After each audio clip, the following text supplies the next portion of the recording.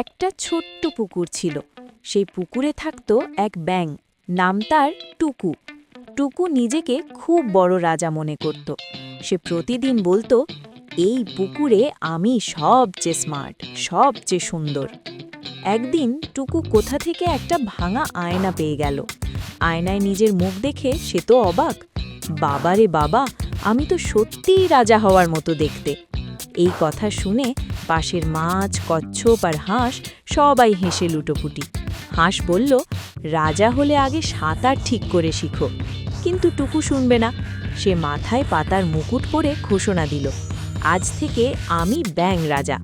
ঠিক তখনই এক ছোট ব্যাঙছানা এসে বলল, রাজা কাকা, আপনি কি আমাদের সাথে খেলবেন?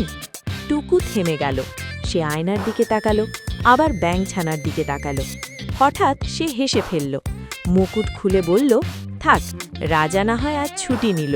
তারপর সবাই মিলে খেলল, লাফালাফি করল, হাসল, পুকুরটা ভরে গেল আনন্দে। সেই দিন থেকে টুকু বুঝল, রাজা হওয়ার চেয়ে বন্ধু হওয়াই সবচেয়ে মজা।